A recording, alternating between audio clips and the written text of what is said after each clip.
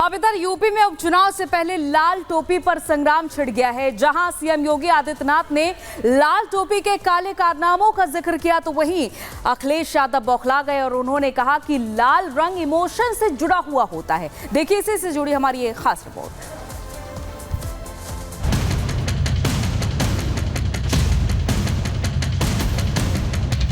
लाल टोपी है लेकिन काले कारनामों के लिए लोग जाने जाते हैं। लाल रंग हमारे इमोशंस का है। हमारे मुख्यमंत्री जी इमोशन नहीं समझ सकते हैं।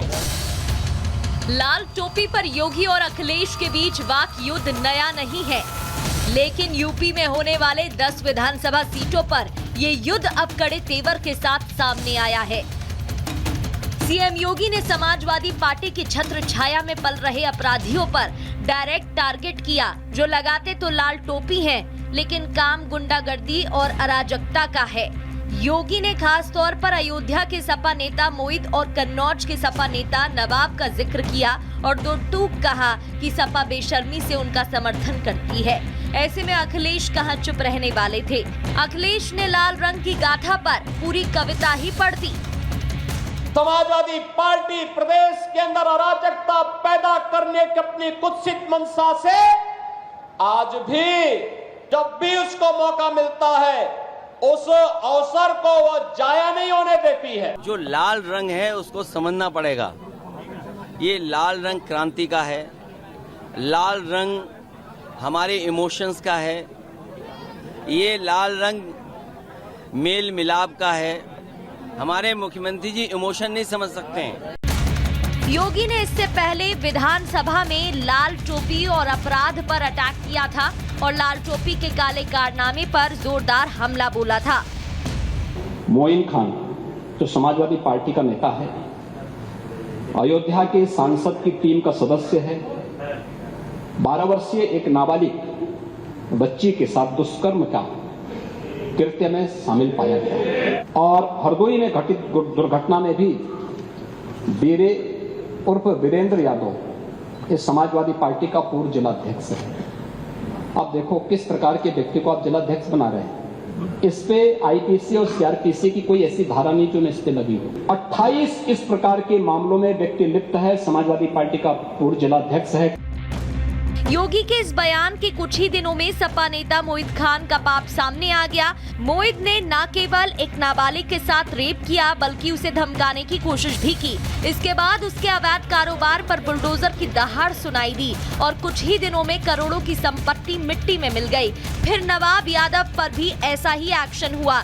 यूपी में 10 विधानसभा सीटों पर उपचुनाव है। इस चुनाव में दोनों नेताओं की प्रतिष्ठा दांव पर लगी है। ऐसे में ये नई और तीखी बयानबाजी तो होनी ही थी। Bureau report, Republic Bharat. चले, गुड मॉर्निंग भारत में आगे बढ़ेंगे और बात प्रधानमंत्री नरेंद्र मोदी के महाराष्ट्र दौरे की करेंगे। दरअसल प्रधानमंत्री नरेंद्र मोदी महाराष्ट्र के दौरे पर थे। महाराष्ट्र के दौरे पर उन्होंने सिंधुदुर्ग में शिवाजी की प्रतिमा टूटने को लेकर माफी भी मांगी और साथ ही यह स्पष्ट कर दिया कि शिवाजी उनके आराध्य हैं। प्रधानमंत्री यही नहीं रुके, उन्होंने विपक्ष को भी जमकर आड़े हाथों लिया। पूरी खबर क्या है, इस रिपोर्ट के जरिए आपको दिखाते हैं।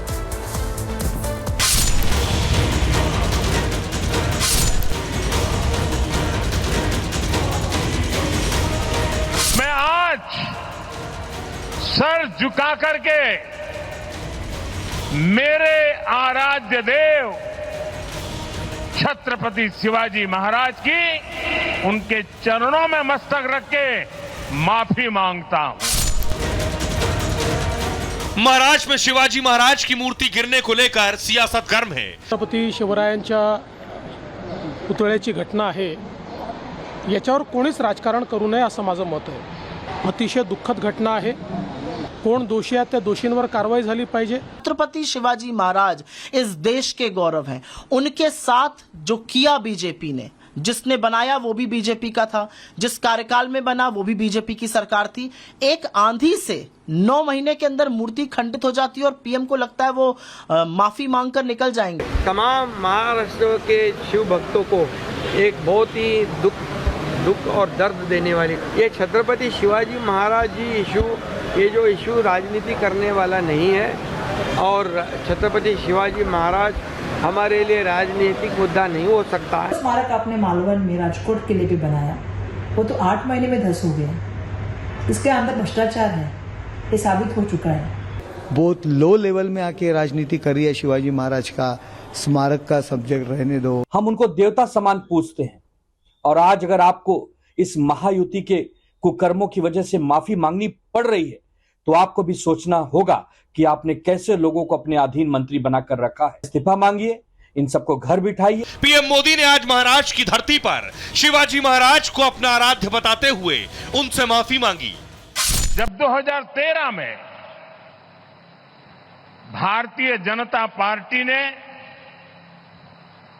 मुझे प्रधानमंत्री पद के उम्मीदवार के रूप में निश्चित किया, तो मैंने सबसे पहला काम किया था रायगढ़ के किले पर जाकर के छत्रपति शिवाजी महाराज की समाधि के सामने बैठ करके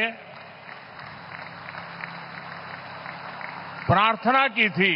हमारे लिए छत्रपति शिवाजी महाराज आराध्य देव है, और मैं आज सर झुका करके मेरे आराध्य देव छत्रपति शिवाजी महाराज की उनके चरणों में मस्तक रख के माफी मांगता हूं।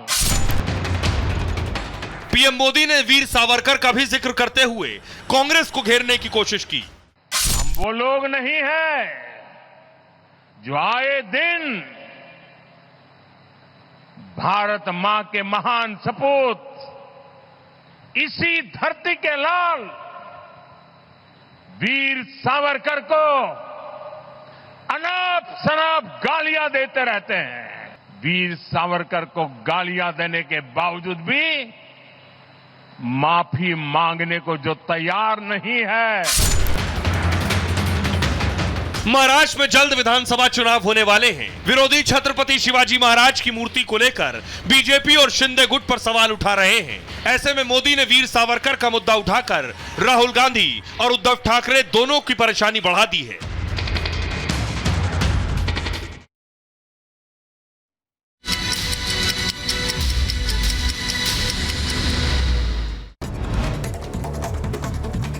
प्रधानमंत्री नरेंद्र मोदी आज भारत मंडपम में जिला न्यायपालिका के राष्ट्रीय सम्मेलन का करेंगे उद्घाटन, और इस खास मौके पर सर्वोच्च न्यायालय की स्थापना के 75 वर्ष पूरे होने के उपलक्ष्य में टिकट और सिक्के का भी अनावरण करेंगे। पीएम मोदी आज देश को 3 वंदे भारत ट्रेनों की देंगे सौगात। वीडियो कॉन्फ्रेंसिंग के जरिए तीनों वंदे भारत ट्रेन को दिखाएंगे हरी झंडी। मेरठ, लखनऊ, चेन्नई, एग्मोर, नागरकोइल, मदुरई, बेंगलुरु, छावनी के बीच चलेगी वंदे भारत ट्रेन। हरियाणा विधानसभा चुनाव को लेकर आज बीजेपी जारी कर सकती है पहली सूची में कई चौंकाने वाले नामों का ऐलान संभव।